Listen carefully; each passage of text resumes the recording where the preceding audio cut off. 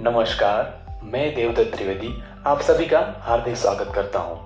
आज हम यूपीएससी की सिविल सर्विस एग्जाम के बारे में थोड़ा डिटेल में पढ़ेंगे। यूपीएससी एग्जाम की जो एस्पायरेंट्स प्रिपरेशंस करते हैं या फिर जो करने वाले हैं, उसके माइंड में मिथ यानी भ्रमणा होता है कि यही होना चाहिए, यही नहीं होगा तो एग्जाम क्लियर नहीं कर पाएंगे।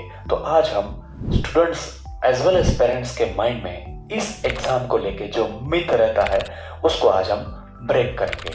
तो आई होप आप नोट या फिर कॉपी पेन लेके आप बैठिएगा और जो भी आपको क्वेश्चंस या फिर क्वेरीज हो तो आप कमेंट सेक्शंस में लिख सकते हैं। फर्स्ट, बहुत सारे स्टूडेंट्स या पेरेंट्स ऐसे मानते हैं कि इस एग्जाम में आईएएस, आईपीएस, आईआरएस इस एग्जाम्स के लिए अलग अलग एग्जामिनेशंस होती है, यानी अलग अलग परीक्षा होती है। तो ये बिल्कुल गलत है।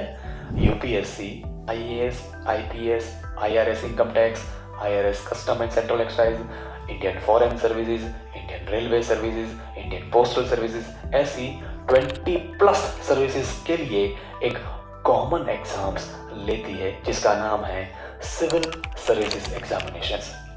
सेकेंड, इंडिया में ऐसा माना जाता है कि ये वर्ल्ड की टफेस्ट एग्जामिनेशंस है, बहुत ही कठिन एग्जामिनेशंस है। तो ये बिल्कुल गलत है। हाँ, कठिन बिल्कुल है, सिस्टमेटिक प्लानिंग करना जरूरी है, स्ट्रेटेजी वाइज प्लानिंग करना जरूरी है और उसके बेस पे आपके बहुत ही हार्ड वर्क करना होगा, क्योंकि इंडिया के टॉप लेवल के स्टूडेंट्स इस एग्जाम में अपीयर होते हैं। लेकिन ये एग्जाम पास करना नामुमकिन है, ये वर्ल्ड की टफेस्ट एग्जाम है, ये बिल्कुल गलत है। इस एग्जाम में ऐसा माना जाता है कि जो स्टूडेंट्स या फिर एस्पायरेंट जो है उसको अनकाउंटेबल बुक्स पढ़नी पड़ती है, मतलब बहुत सारी बुक्स पढ़नी पड़ती है। तो ये वास्तव में बिल्कुल गलत है। यूपीएससी ने क्लियर कट सिलेबस दिया गया है प्रीलिम्स और मेंस एग्जामिनेशंस के लिए, तो उसी सिलेबस के हिसाब से हमें बुक सिलेक्शन करनी है और सबसे महत्वपूर्ण बात ये भी जानना है कि कौन सी बुक्स नहीं पढ़नी है।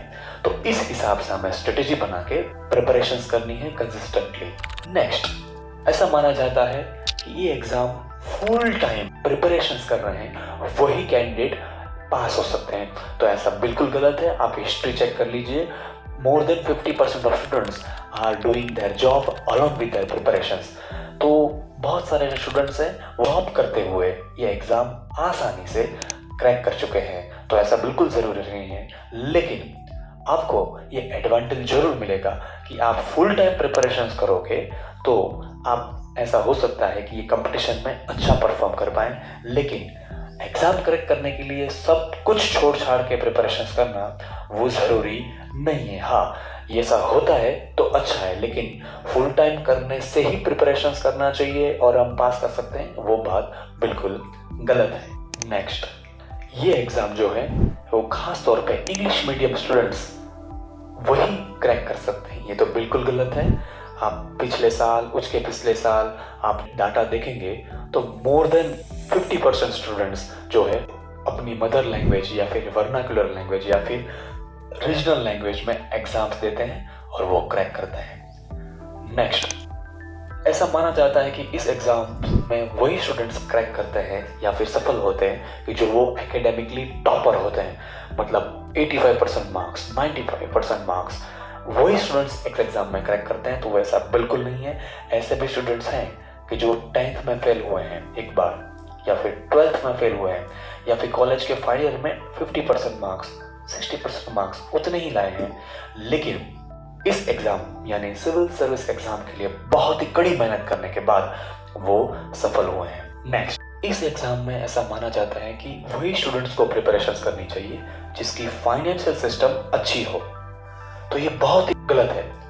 मैं आपको एग्जांपल देता हूँ। श्री शेख अंसार, श्री सफीन हसन, श्रीमती उमुल खेर, ये तीनों जो मैंने एग्जांपल आपको दिए हैं उसकी आप इकोनॉमिकल बैकग्राउंड आप चेक करेंगे तो आप शॉक हो जाएंगे कि इतनी मुश्किलियां, चैलेंजेस के बावजूद वो लोग एग्जाम क्लियर कर पाए हैं। तो वो लोग एग्जाम क्लियर कर पाए हैं तो हम लोग भी कर सकते हैं। तो एस्पायरेंट्स के लिए रिक्वायरमेंट्स क्या है? तो आप हार्ड वर्किंग होने चाहिए, आपके ऊपर भरोसा होना चाहिए, सेल्फ कॉन्फिडेंस होना चाहिए, परसिवियरेंस होना चाहिए। ये बेसिक्स क्वालिटी है to crack this examinations. Economic criteria कोई मैटर नहीं कर सकता है। आप हिस्ट्री चेक कर लीजिएगा, जैसे मैंने एग्जाम्पल भी दी है, तो आप उस मिथ में से बाहर आ जाइएगा और तनतोड़ जी जान लगा के इस एग्जाम के लिए प्रिपरेशन कीजिएगा। स्टूडेंट्स और पेरेंट्स के माइंड में ऐसी मिथ होती है कि ये एग्जाम को क्रैक करना है तो कोचिंग क्लास के बिना क्रैक नहीं कर सकते। ये बिल्कुल गलत है। बहुत सारे ऐसे स्टूडेंट्स हैं वो विदाउट टेकिंग कोचिंग क्लास वो क्रैक कर चुके हैं, लेकिन ऐसा बिल्कुल नहीं है कि विदाउट कोचिंग क्लास ही करना चाहिए। ये जो मैटर है वो स्टूडेंट्स के ऊपर डिपेंड रहता है कि उसका लेवल क्या है। कोचिंग क्लास की जो भूमिका है बहुत ही अहम है, क्योंकि कोचिंग क्लास जो है वो आपको जो पढ़ना है वो आसान तरीके से पढ़ाते हैं। उसमें क्या इंपॉर्टेंट है वो बताते हैं, क्या नहीं पढ़ना है वो बताते हैं, आपकी वीकनेसेस आपको बताते हैं, और पीरियडिकली मॉक टेस्ट आपको कंडक्ट करवाते हैं। तो बहुत ही अच्छी भूमिका है, लेकिन मेरे हिसाब से जो कोचिंग क्लास की भूमिका है वो मैक्सिमम 30 to 35% है। Rest responsibility on your shoulders.